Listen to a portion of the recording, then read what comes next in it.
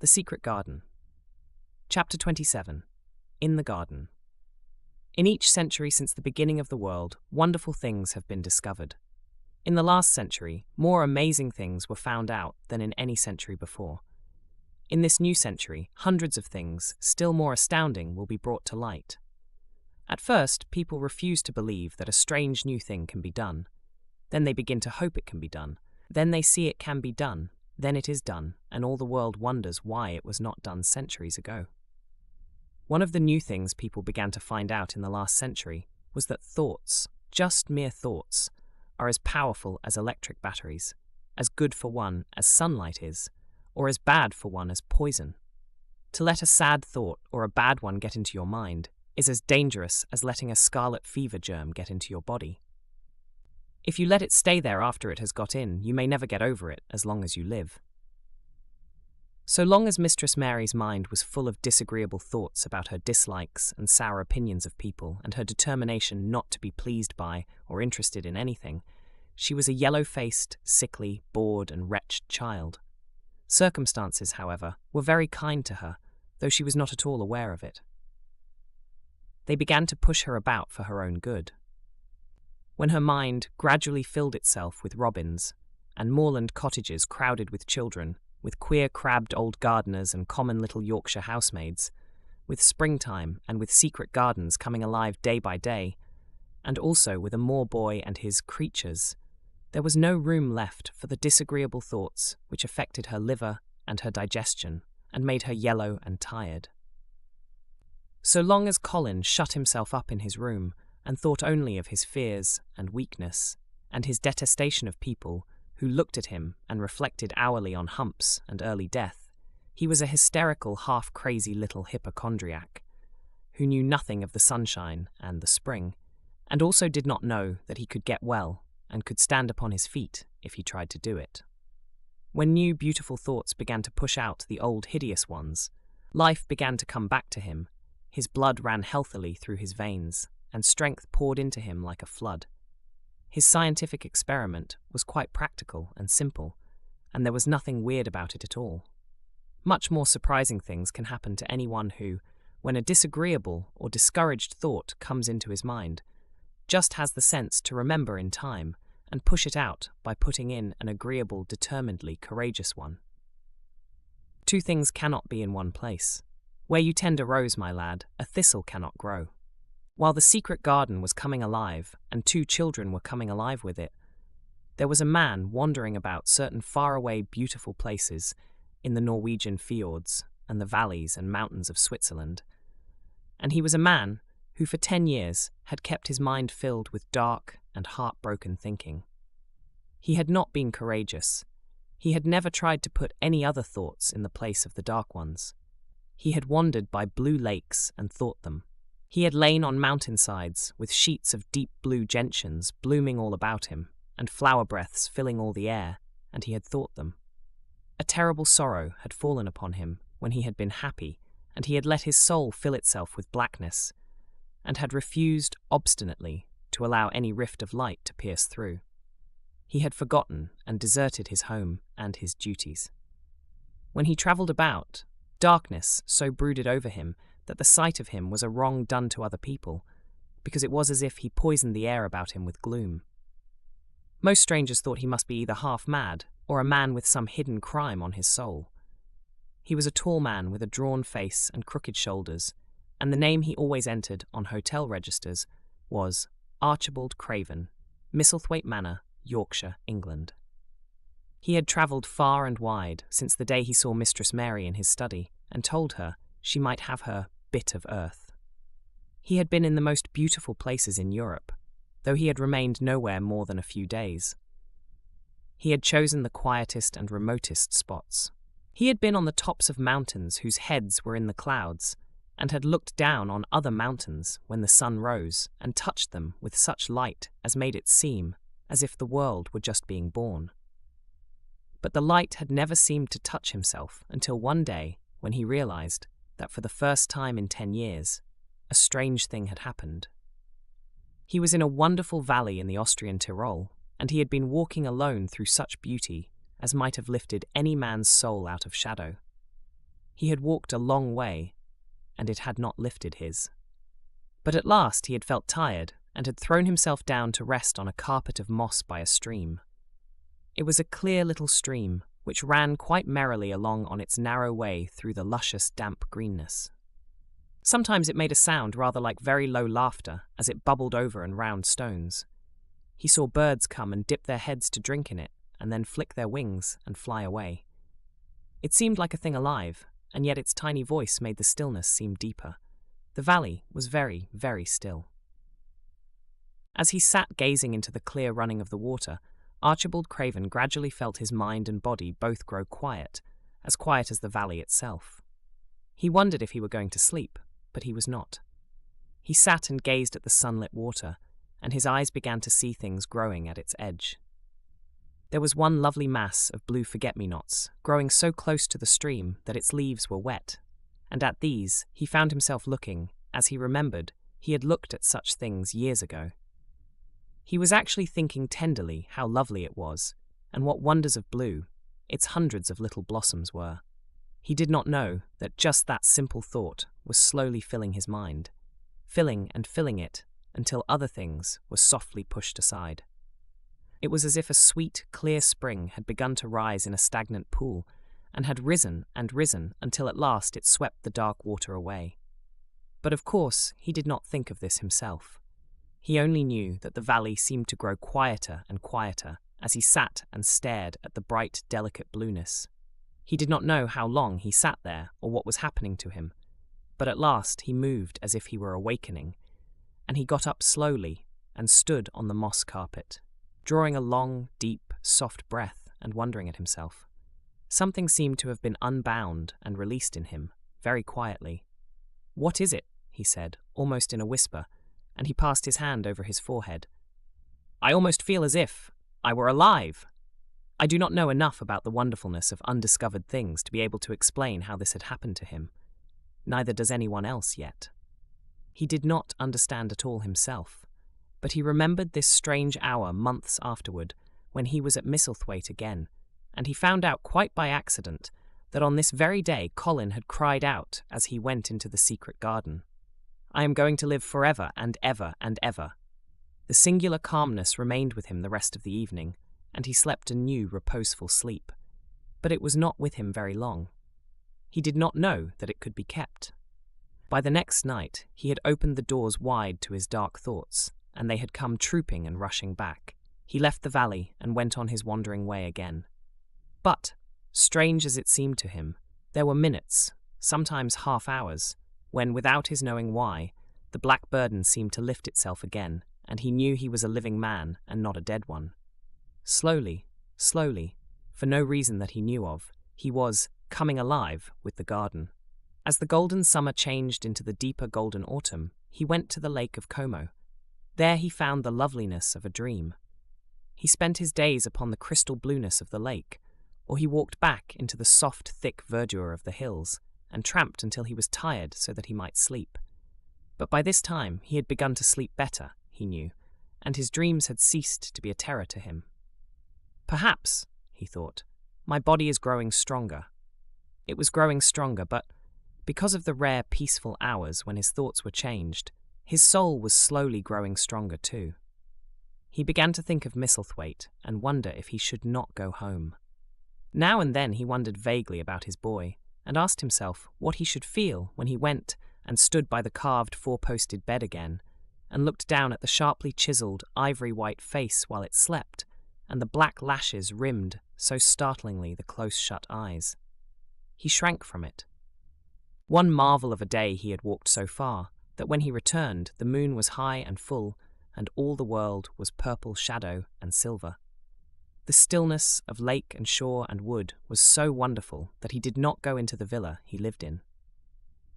He walked down to a little bowered terrace at the water's edge and sat upon a seat and breathed in all the heavenly scents of the night. He felt the strange calmness stealing over him, and it grew deeper and deeper until he fell asleep. He did not know when he fell asleep and when he began to dream. His dream was so real that he did not feel as if he were dreaming.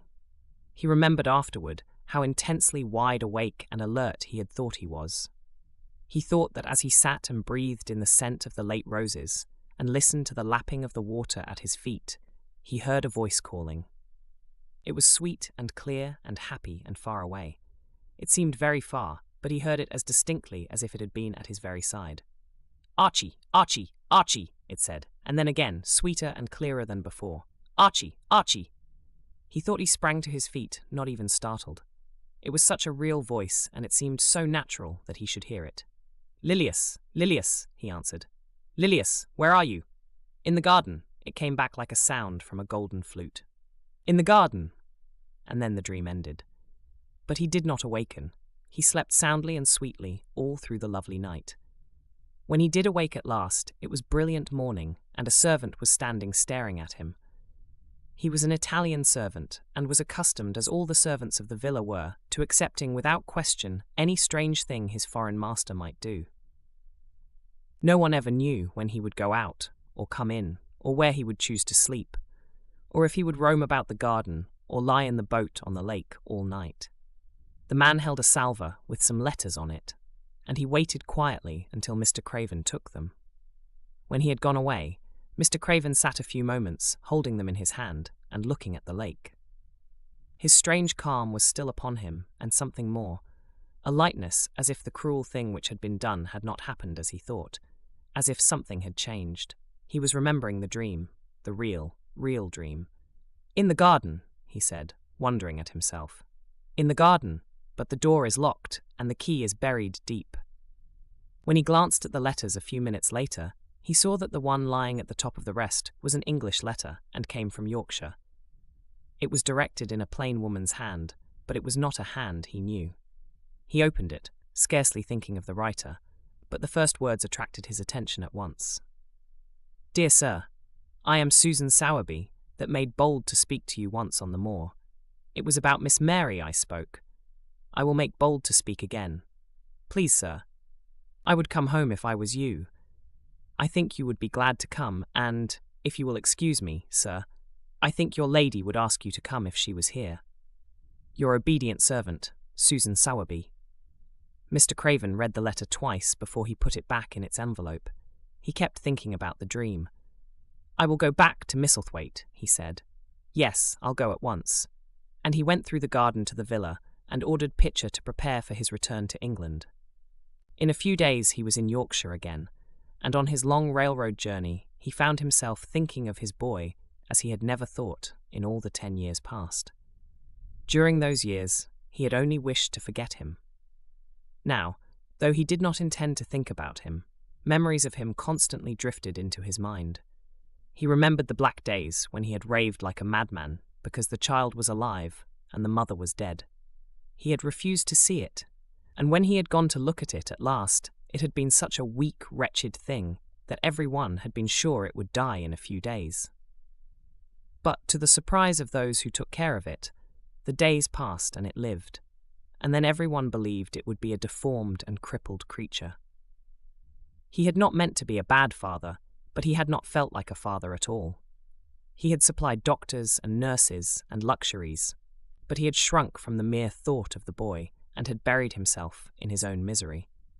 The first time, after a year's absence, he returned to Misselthwaite, and the small, miserable-looking thing, languidly and indifferently, lifted to his face the great grey eyes with black lashes round them, so like, and yet so horribly unlike, the happy eyes he had adored. He could not bear the sight of them, and turned away, pale as death. After that, he scarcely ever saw him, except when he was asleep, and all he knew of him was that he was a confirmed invalid, with a vicious, hysterical, half-insane temper. He could only be kept from furies dangerous to himself by being given his own way in every detail. All this was not an uplifting thing to recall, but as the train whirled him through mountain passes and golden plains, the man who was, coming alive, began to think in a new way, and he thought long and steadily and deeply. "Perhaps I have been all wrong for 10 years, he said to himself. 10 years is a long time.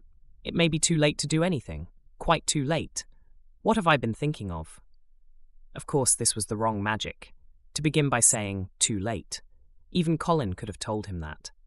But he knew nothing of magic, either black or white. This he had yet to learn. He wondered if Susan Sowerby had taken courage and written to him only because the motherly creature had realized that the boy was much worse, was fatally ill. If he had not been under the spell of the curious calmness which had taken possession of him, he would have been more wretched than ever. But the calm had brought a sort of courage and hope with it. Instead of giving way to thoughts of the worst, he actually found he was trying to believe in better things. Could it be possible that she sees that I may be able to do him good and control him? He thought. I will go and see her on my way to Misselthwaite. But when on his way across the moor, he stopped the carriage at the cottage. 7 or 8 children who were playing about, gathered in a group, and bobbing 7 or 8 friendly and polite curtsies, told him that their mother had gone to the other side of the moor, early in the morning, to help a woman who had a new baby.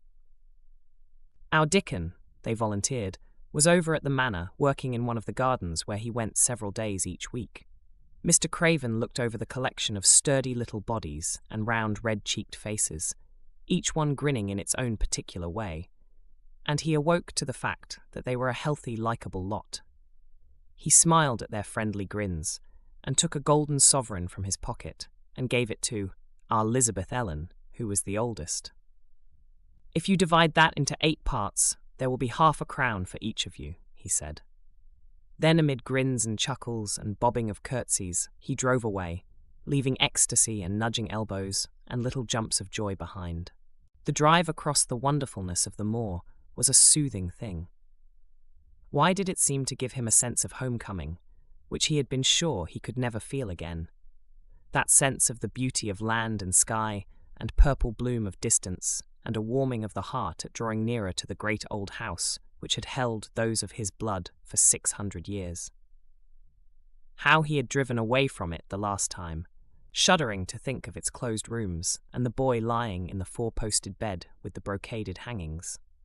Was it possible that perhaps he might find him changed a little for the better, and that he might overcome his shrinking from him? How real that dream had been! How wonderful and clear the voice which called back to him, "In the garden! In the garden!" "I will try to find the key," he said. "I will try to open the door. I must, though I don't know why." When he arrived at the manor, the servants who received him with the usual ceremony noticed that he looked better, and that he did not go to the remote rooms where he usually lived, attended by Pitcher. He went into the library and sent for Mrs. Medlock. She came to him somewhat excited and curious and flustered. "How is Master Colin, Medlock?" he inquired. "Well, sir," Mrs. Medlock answered, he's different in a manner of speaking." "Worse," he suggested. Mrs. Medlock really was flushed. "Well, you see, sir," she tried to explain, "neither Dr. Craven nor the nurse nor me can exactly make him out." "Why is that?" "To tell the truth, sir, Master Colin might be better and he might be changing for the worse. His appetite, sir, is past understanding, and his ways." "Has he become more peculiar?" her master asked, knitting his brows anxiously. "That's it, sir. He's growing very peculiar when you compare him with what he used to be. He used to eat nothing, and then suddenly he began to eat something enormous. And then he stopped again all at once, and the meals were sent back just as they used to be. You never knew, sir, perhaps, that out of doors he never would let himself be taken. The things we've gone through to get him to go out in his chair would leave a body trembling like a leaf.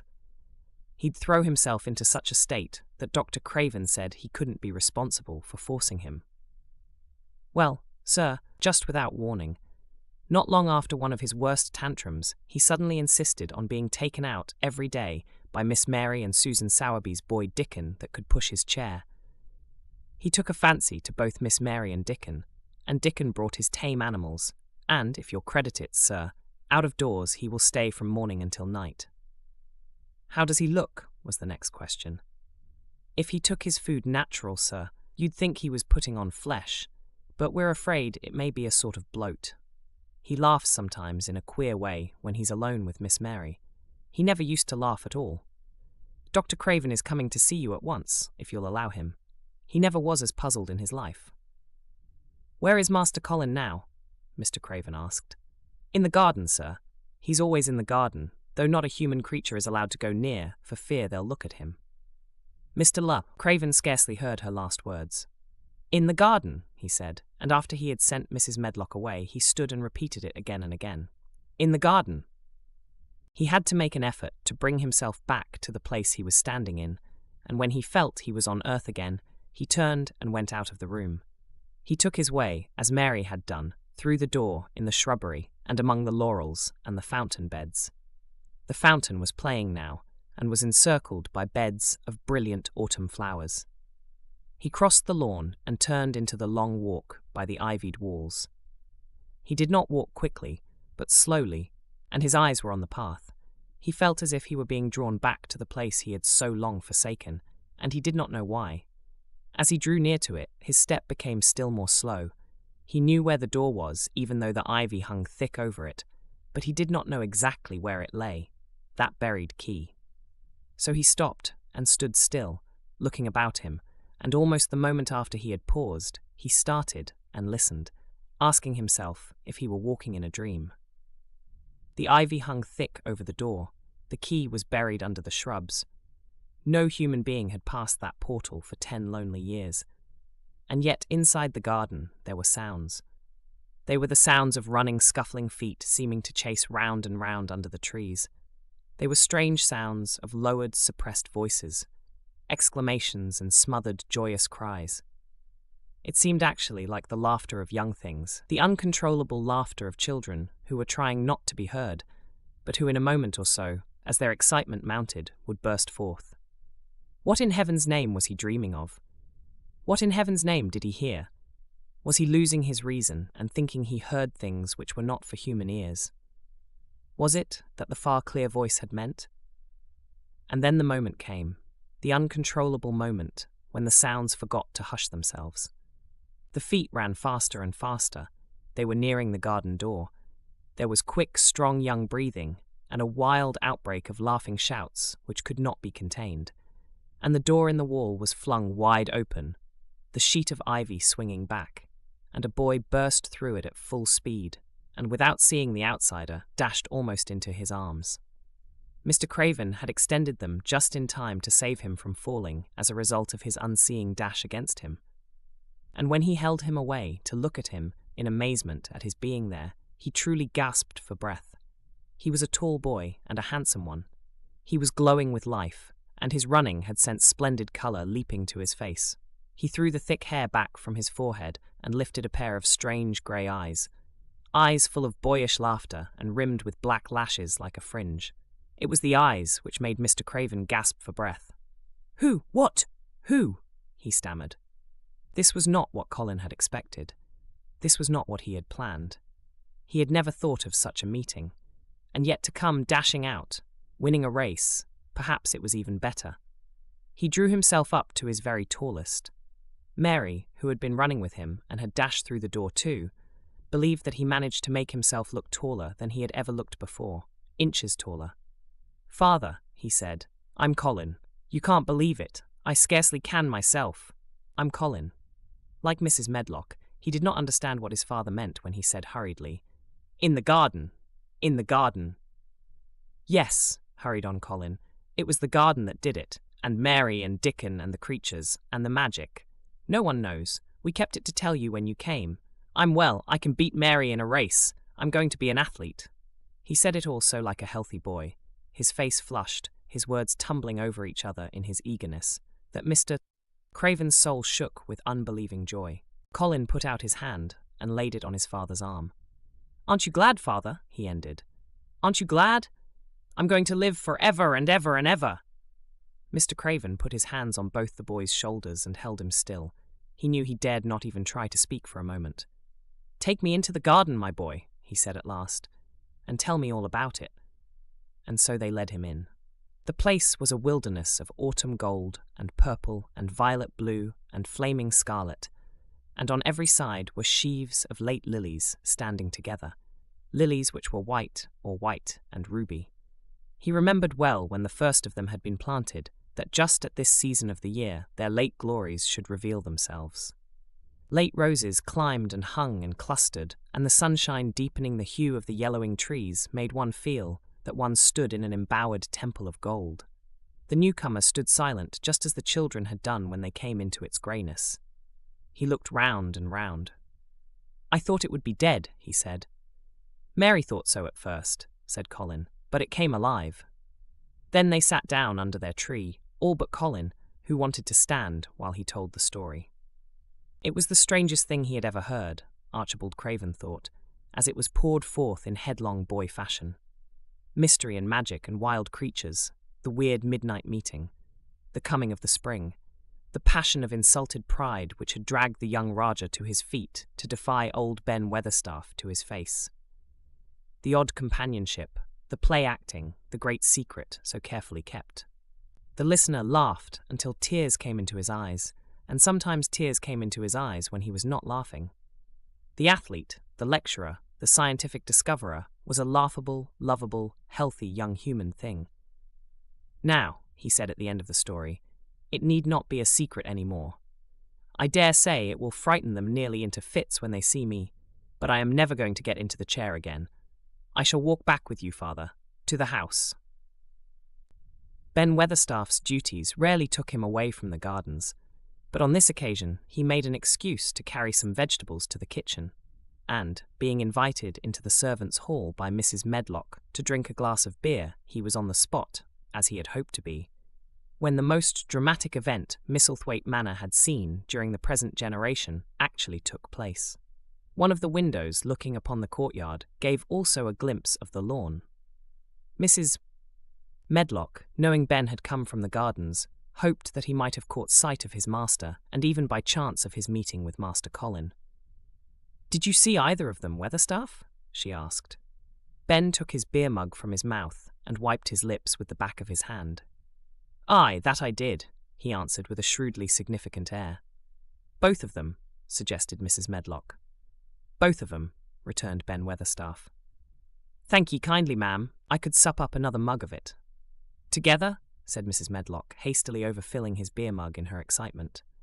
"Together, ma'am," and Ben gulped down half of his new mug at one gulp. "Where was Master Colin?